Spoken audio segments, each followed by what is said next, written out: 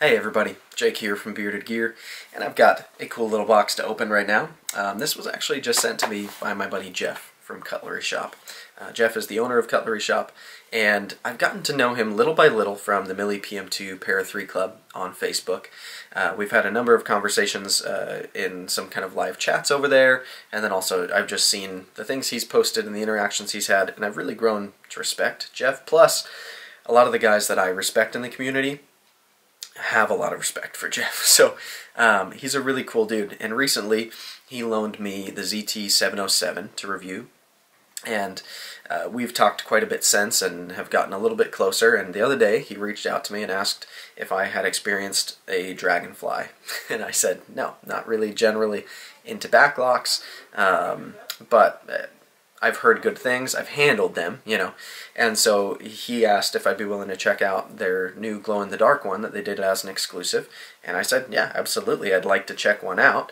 And I asked, should I send it back to you after I finish the review? Because it's not really, if I'm being totally honest, a knife that I'm confident I'm going to, need to have. I didn't really want to, buy one for myself. But Jeff is a really cool dude. He responded to me asking if I should send the knife back by saying that I should just give it to my daughter or my wife after I'm done with the review of it. And I thought that was really cool and genuine and nice of him. And what was interesting and what I responded to him is, my daughter's 5 right now, so she's not old enough to have her own pocket knife yet. I don't trust her with an actual live blade, right? But she has one of those little wooden Spyderco kit knives where you build your own Spyderco Dragonfly out of all wood components that I got her, I think it was 2 years ago now, for Christmas when she was 3, and we built it together and we painted it, and she wanted to paint the handles blue and the blade pink, and it's like her own little Spyderco Dragonfly, right? I'll probably show it when I do the review of this knife.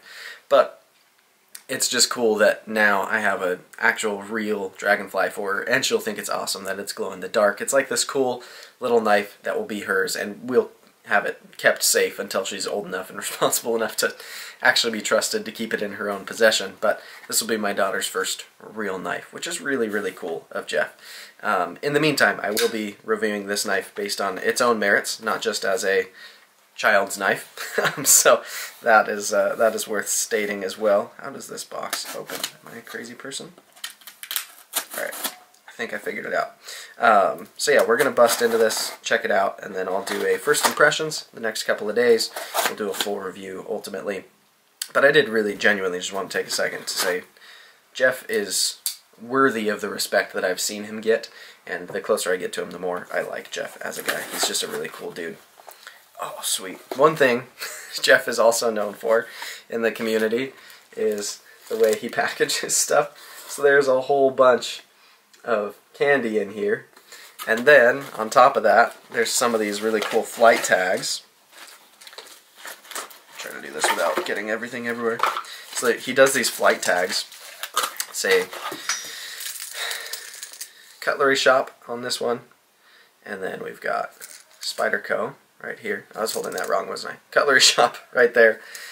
Spyderco right there. And then this one, we've got Cutlery Shoppe and their kind of slogan here, stay sharp. Really, really cool of him. I dropped one lollipop, I'll have to pick that up. Then we've got, goodness, look at all this stuff.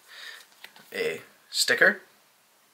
Can never have too many knife-related stickers. We've got Jeff's card, and I think, yeah, okay, I'm not crazy. This is a coaster.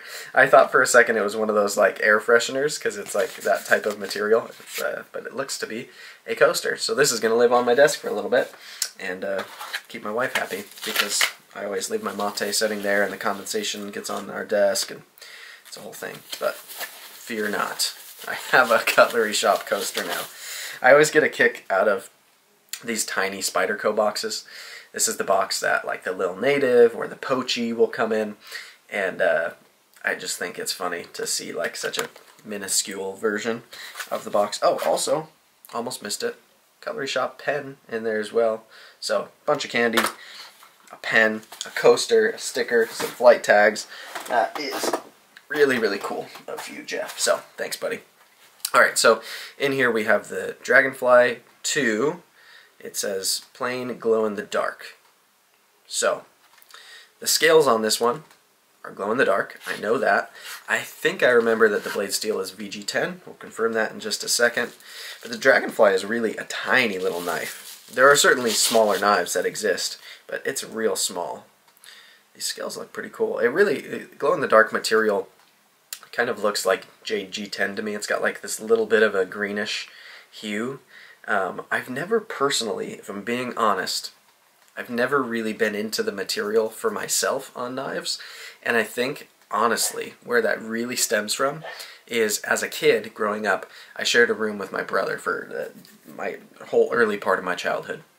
And we decided when we were little that we wanted to put like these glow-in-the-dark stars all over our ceiling and like the top section of our walls. And we did. We got these sets of glow-in-the-dark stars, and then like during the day, in the daylight, they'd kind of like charge up, right? And then when we would turn off the lights at night, we had these like glowing stars in our room and like some planets and stuff. And I thought it was so cool when I was a little kid. But then out of laziness, I didn't take them down for a really long time. So I had these like kind of tacky stars in my room as I got older, and they were literally this exact like material, and so I just kind of associate the material with like these childhood stars that I left up for way too long. But I get why it's cool. Like glow-in-the-dark stuff is kind of fun, and especially for like this knife ultimately going to be for my daughter, it's really cool to me. I wouldn't pick this color if it was for me personally, but I do think it's cool. So on the Dragonfly, I'm not super familiar with the model because I've never owned one, like I said, but we have a deep carry wire pocket clip. Much like many Spydercos with the wire pocket clip, they didn't put it all the way to the butt end of the knife. That's one of my gripes with placement on deep carry clips, when they don't put it all the way back. But got a little lanyard hole back here. The scales are pretty consistent with like the, I have that Salt Warncliffe, Salt 2 I think it's called, basically a Delica in H1 steel. This feels like the same plastic material. This just happens to be glow-in-the-dark version of it. Right under the clip, there's this little spot there. What does it say on here? Spyderco Dragonfly. That makes sense. So right under where the clip is bent, you've got a spot just like that that's mirrored over there, so it's smooth, which is nice because this stuff is really gritty. So if you were like passing your pants underneath the clip right over that gritty stuff, it would be a problem. So I like that they put the smooth spot right there. The clip can be reversed to this side, and it looks like there's some kind of a collar around the pivot screw. It looks like it's probably just plastic, might be aluminum or something, I don't know.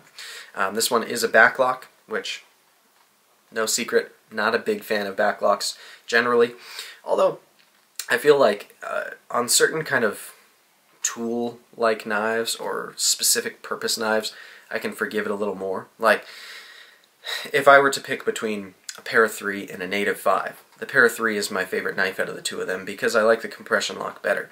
But like on that Salt knife that I have in the H1 steel, that knife really has become kind of like a tackle box knife for me. Like if I'm going fishing, that's the knife that's with me. And for the purpose of like going fishing or like doing a specific activity like that, I don't mind the utility of a backlock. It works for locking the knife. In fact, it's a very effective means of locking the knife. And so it's okay with me on certain knives, but it's never going to be my favorite lock type because I like to fidget with my knives. If I was to carry a Dragonfly full time, it wouldn't be super fidgety to have it be a backlock. But I don't think I'd carry a Dragonfly full time either. This would probably be the type of knife that I'd keep like in a gear bag, maybe in my hiking pack as a little knife that's tucked away, that's got some utility to it. It's usable. I could use this around camp for little cutting tasks or something. So I'd find a place to stick this knife. It wouldn't be an EDC knife that I'd keep in my pocket just because I like to fidget. But a lot of people don't care about fidgeting with their knives. And I've known plenty of people who actually EDC a Dragonfly as a secondary knife. And that makes sense to me. If you're looking for a really lightweight, kind of utilitarian blade to have that you can just cut a lot of stuff with. The ergos on these, I've always been kind of shocked how pleasant they are in hand, because you've got this generous forward choil and you've got this cool thumb ramp up here. I get full 4-finger grip on here, just barely. It's still close, but my pinky's not hanging off. I've got all 4 fingers on it, and I'm like, the way that this thumb ramp is positioned with the forward choil, I feel really locked in to this tiny little blade. So I think as a actual cutting instrument for doing light to medium duty EDC tasks, opening packages and letters and processing cardboard and stuff like that, I can see it doing pretty well. So I'm going to carry it a fair bit. I'll do my first impressions once I've carried it at least a day, and then to prep for the full review, I'll carry it for about a week and see how it does. I might just kind of tuck it in my, I've been carrying a fanny pack a lot lately, giving that a shot. I might tuck it in there. Sometimes I'm sure it'll go in my back left pocket where I keep my secondary a lot.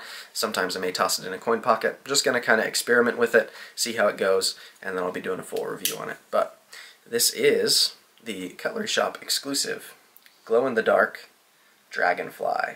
And I was right, it is VG10 steel. I think I should have said that. This is one of the Seiki City Japan models from Spyderco. This is actually my only my second Japanese Spyderco. That Salt 2 is the only other one that I own.